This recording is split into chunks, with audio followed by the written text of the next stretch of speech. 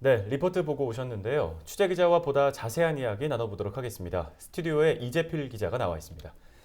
이재필 기자, 노조는 문제 간부에 대한 보다 강한 처벌을 내려야 한다 이렇게 주장을 하고 있습니다. 노조가 차준택 부평구청장도 만났다고요? 네, 맞습니다. 17일 공단 노조는 이제 차준택 부평구청장을 만났는데요. 문재 팀장이 이제 정지 2개월 처분을 받았잖아요. 예. 노조는 차준택 청장에게 보다 강한 처벌을 내려줄 것을 요청을 했습니다.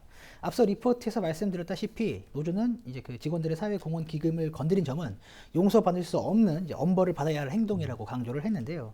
특히 직원들이 인터넷을 통해서 보다 싼 업체를 이제 확인하고 해당 업체로 업무를 진행하려고 했는데 예.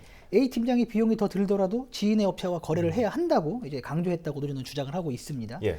A 팀장이 지인의 업체를 의도적으로 밀어줬고 여기에 그 업체에게 비용까지도 몰아줬다라는 이런 의문인 거죠. 현장에서 차준택 청장도 문제를 인식하고 있다고 답한 것으로 알려졌습니다. 노조의 의견이 받아들여질지는 하지만 지켜봐야 할 것 같습니다. 네, 그럼 부평시설관리공단의 입장은 어떤가요? 이 징계 수위를 변경할 방침인가요? 아니요, 한번 결정한 사안을 다시 뒤집기는 어려울 것 같고요.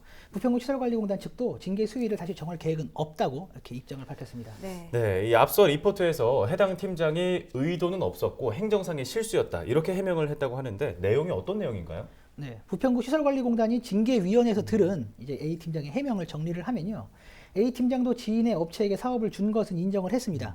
단 받지도 않은 강화마로 20박스 비용을 지급한 것에 대해서는 당초 80박스 규모의 바닥 공사를 진행하려고 했다고 합니다. 예. 그런데 혜택을 받은 이제 경로당 측에서 공사 구간을 축소했다고 해요. 예. 이 때문에 이제 자재가 남았는데 처리하는 과정에서 이제 실수가 났다. 이렇게 해명을 하는 거죠.